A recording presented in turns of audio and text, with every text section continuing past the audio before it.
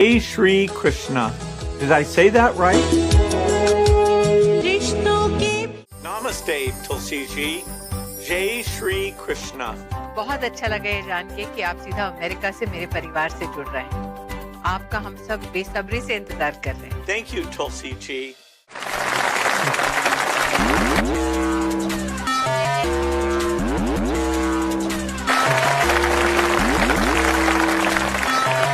I always telling my students ki hello people, welcome back to the channel D discuss. तो चलो जी, आज बात कर लेते हैं उस टॉपिक के बारे में जिसके बारे में सुनकर आप लोग भी बोलोगे कि अब बस यही रह गया था। तो दोस्तों, पता तो चल ही गया होगा आप लोगों को। तो बिल गेट्स आए हैं अपने क्लासिक इंडियन शो क्योंकि सास भी कभी बहू थी 2.0 में। अरे वही शो जिसमें तुलसी हर साल मर जाती है और फिर वापस आ जाती है और घर के सारे मेंबर्स के डीएनए चेंज हो जाते हैं। वैसे मुझे ये समझ नहीं आ रहा कि इंडियन ऑडियंस को बिल गेट्स की जरूरत है या बिल गेट्स को इंडियन ऑडियंस की। एक्चुअली कहानी कुछ ऐसी है कि एक दिन एकता कपूर ने सोचा कि टीआरपी बढ़ाने के लिए कुछ हटके करना होगा, जैसा कि वो हर बार करती हैं। तो फिर क्या था, डॉली चायवाला की किस्मत पलटता देख उन्होंने डिसाइड कर लिया कि अगले एपिसोड में बिल गेट्स की एंट्री होनी ही होनी है। Namaste, Tulsi ji. Jai Shri Krishna.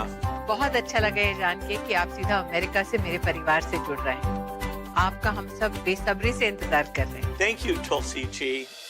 और अगर मैं दिल से बोलूं तो यार, जैसे डॉली चायवाला की किस्मत पलटी है, वैसे मुझे और मेरे दोस्तों को भी एक बिल गेट्स चाहिए जो आके बोले update complete, life bug fixed. और अगर आप लोग ध्यान से देखो तो एक पैटर्न जो कि काफी ऑब्वियस है कि ये सब फॉरेन क्रिएटर्स और सेलिब्रिटीज इंडिया आ रहे हैं। क्यों भाई? क्योंकि एंगेजमेंट यहाँ क्रेजी है। लिटरली इंडिया की क्रिएटर इकोनॉमी काफी ज्यादा बूम कर रही है। मिस्टर बीस्ट को ही देख लो, मतलब वो ग्लोबली पॉपुलर था, लेकिन इंडिया आके जो कोलैब्स किए हैं उसने उसकी पॉपुलैरिटी को और स्काई रॉकेट कर दिया है। मतलब उसके इंडिया आने के बाद और कैरी मिनाटी और फुकरा इंसान इन सबके साथ कोलैबोरेट करने पर मेरी तो हर फीड में भाई मिस्टर बीस्ट ही आया जा रहा है। तो आई थिंक अब बिल गेट्स समझ गए होंगे कि जहाँ टीआरपी वहाँ एंट्री।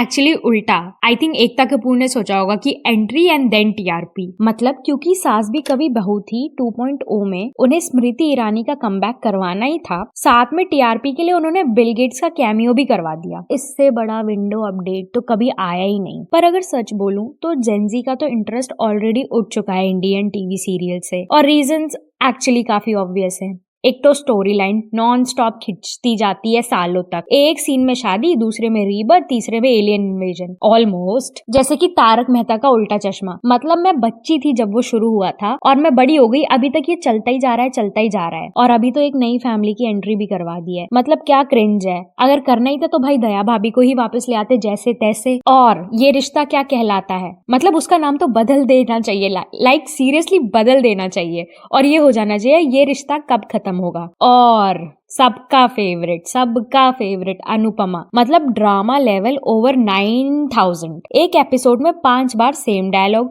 मैं घूमूं फिरूं नाचूं गाऊं हंसूं खेलूं बाहर जाऊं अकेली जाऊं किसी और के साथ जाऊं जहाँ जाऊं जब जाऊं जैसे भी जाऊं, आपको क्या?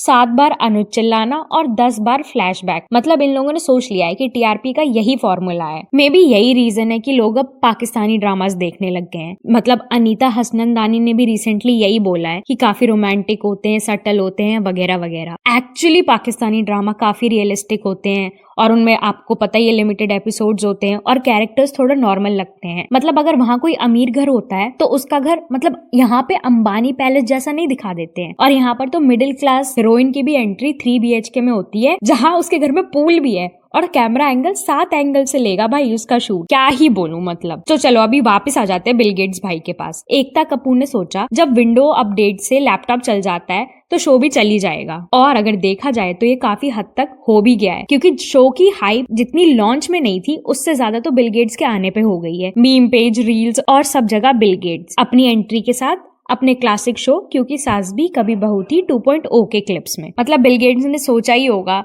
कि जहां ड्रामा और बग्स दोनों, वहां विंडोज का जाना जरूरी है। वैसे देखा जाए तो ये टीआरपी गेम सिर्फ एकता कपूर तक लिमिटेड नहीं है। आजकल हर शो में ड्रामा ओवरडोज चल रहा है इंडिया में। तो मतलब बिग बॉस में फाइट स्क्रिप्टेड लगती है यार। और अभी जो ये बसीर को निकाल दिया, ये समझ ही नहीं आ रहा क्या चल रहा है। अमाल तो मतलब है ही फेवरेट कलर्स का, जीके भी। और अशनूर पता नहीं कर क्या रही है। तानिया के बॉडीगार्ड्स बाहर हैं पर अशनूर अपने 4 बॉडीगार्ड अंदर लेके गई है और इन सब में उन बॉडीगार्ड्स का चेयरपर्सन है अभिषेक बजाज। Like seriously. और एकता कपूर जिन्होंने एक और डायनेमिक शिफ्ट लाया था अपने नागिन यूनिवर्स का, मतलब उसको कैसे भूल जाऊं। हर सीजन में कुछ ना कुछ बदल जाता है, कभी इंसान, कभी इच्छाधारी चिपकली, कभी नेवला, वॉट एवर। मतलब रह क्या गया अभी पता ही चल जाएगा आगे नागिन के सीजन में। ऐसा लगता है अब रिवाइवल ऐसा ही होगा अपनी टीवी इंडस्ट्री का। क्या लगता है आप लोगों को कि अपने इंडियन टीवी सीरियल्स का रिवाइवल ऐसा ही होगा? कुछ कह नहीं सकते भाई, हो सकता है अगली बार कुंडली भाग्य में एलॉन मस्क की एंट्री करा दें और टाइटल होगा स्पेस एक्स से शादी। वाह,